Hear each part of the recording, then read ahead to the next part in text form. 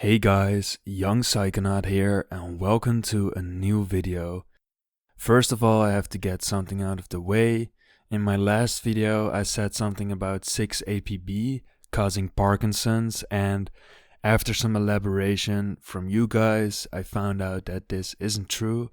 So sorry guys, this was a misunderstanding on my part, but it seems that 6-APB does not cause Parkinson's, so it still is probably a good idea not to try research chemicals that haven't been tested on humans yet. I mean, I also try some of them, but in general, it shouldn't be a very, very big problem.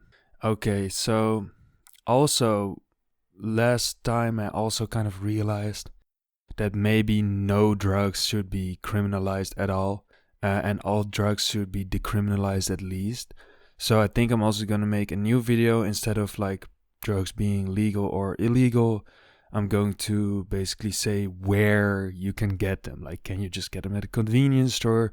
Do you have to go to a special place for it? Or can you only get it from a doctor? Things like that. So yeah, let's get into this video today. Today I'm going to talk about my recent trip to Japan, and I don't know if you guys know Japan, but they are very, very strict on weed and drugs in general. But yeah, their weed laws are really, really old, backwards.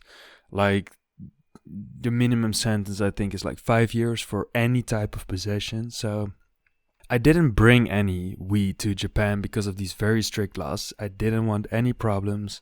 Also, I don't want to fly internationally with like weed on me. So yeah, your boy is not going to Japanese jail.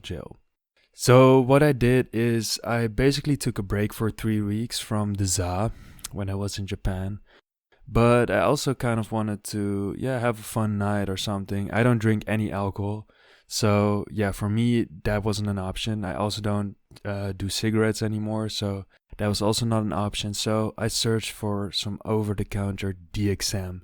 And I actually found a brand in Japan. It was actually quite easy.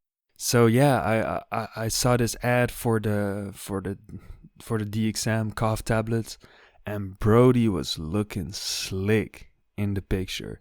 So I was like, yeah, this should be good. I went to the website and they even gave me a digital map with all the stores on it where like they sold it. So yeah, Japan is just convenient like that. So I went to the drugstore. I guess you need a one where they have some medical personnel on hand or anything that can, like, in quotation marks, prescribe you some more, more potent drugs, let's say it.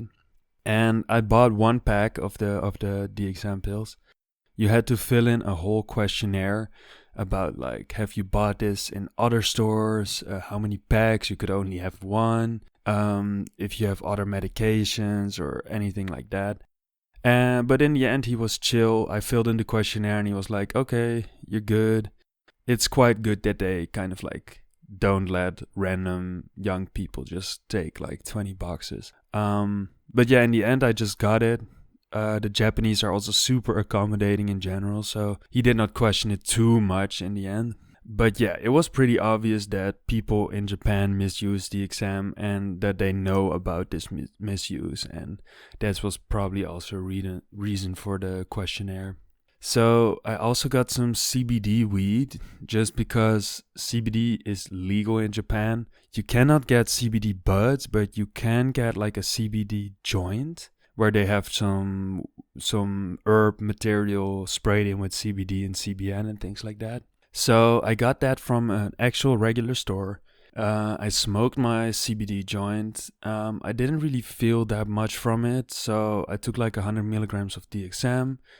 And let me tell you, these pills were really fucking nasty. Like they almost instantly started melting in your mouth, and they were so nasty. It was really terrible. So I had to quickly swallow all those pills, and it did do something, I guess. I did feel a little lighter.